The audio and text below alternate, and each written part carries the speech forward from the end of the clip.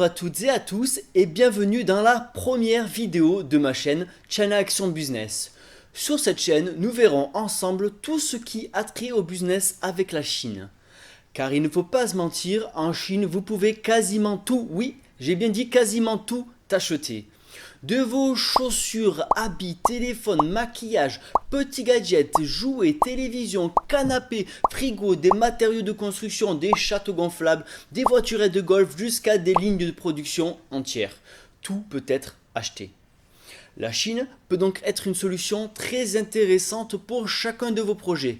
Mais il y a beaucoup de choses à savoir pour éviter certaines erreurs.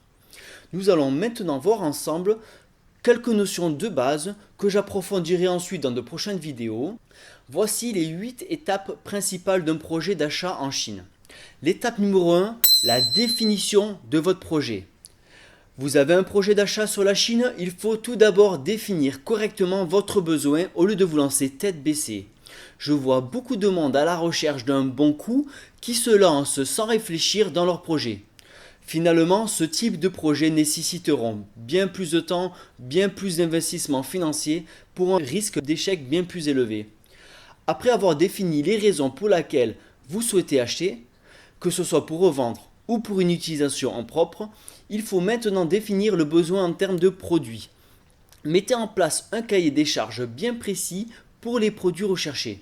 Déterminez les matériaux que vous souhaitez, les dimensions, le design, avez-vous besoin d'un produit complètement nouveau, customiser un produit existant ou bien allez-vous simplement sélectionner un produit sur un catalogue sans y apporter de modifications. Les normes et les standards auxquels votre produit doit répondre sur votre marché, les quantités d'achat prévues, faire un planning sur une année c'est un plus.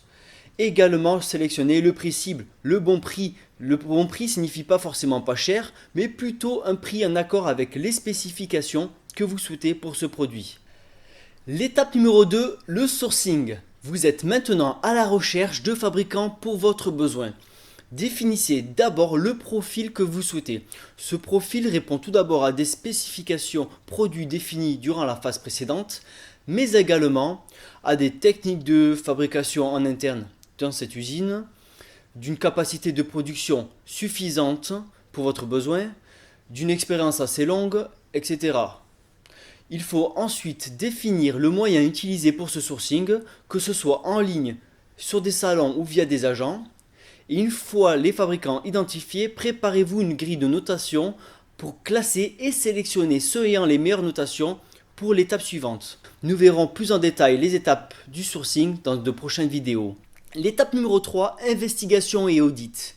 Après avoir shortlisté des fabricants, seul un audit sur place avec un auditeur pourra confirmer les informations du fabricant. Si suite à cet audit vous avez de mauvais pressentiments, il vaut mieux sélectionner un autre fabricant. L'étape numéro 4, le prototypage, l'échantillonnage.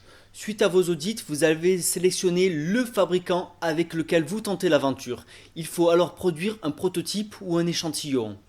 Une fois qu'il est prêt, inspectez-le et testez-le. S'il est bon, vous pouvez passer à l'étape suivante. Sinon, il faut reproduire de nouveaux prototypes en apportant des améliorations jusqu'à avoir le produit attendu. L'étape numéro 5, la commande. Le prototype est prêt, vous préparez avec le fabricant tous les détails pour cette commande. Il faut bien que tous les prérequis soient expliqués et notés sur la facture proforma et il faut maintenant payer un acompte pour démarrer la commande. Celui-ci en Chine est généralement de 30%. Un suivi de la commande est important pour connaître les dates à laquelle les matériaux sont reçus, les dates d'assemblage et surtout la date à laquelle la production sera finie et prête à partir.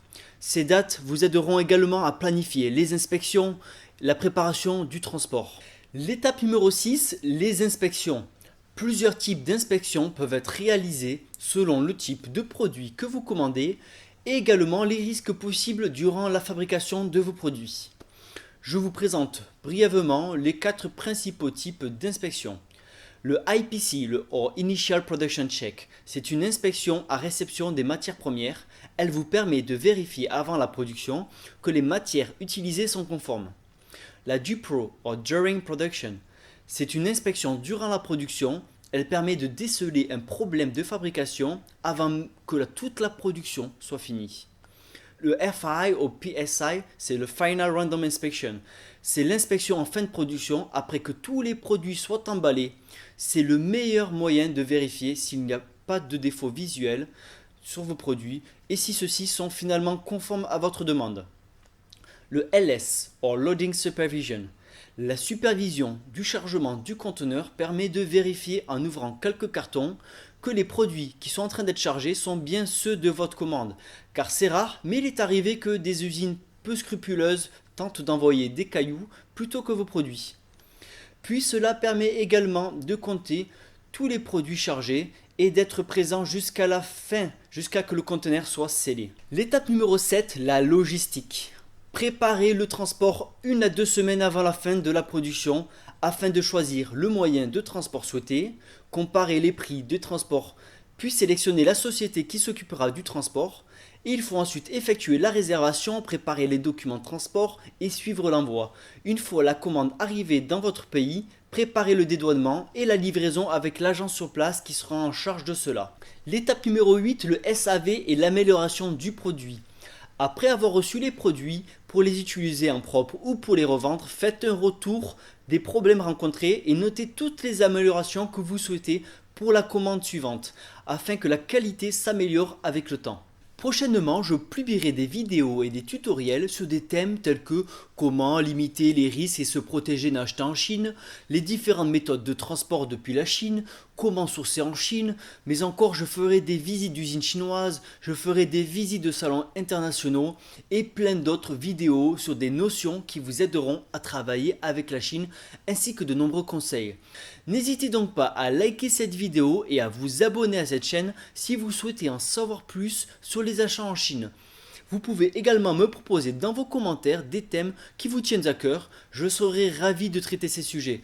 Je vous remercie d'avoir regardé cette vidéo et je vous retrouve très vite dans de nouvelles vidéos. En attendant, portez-vous bien et à bientôt.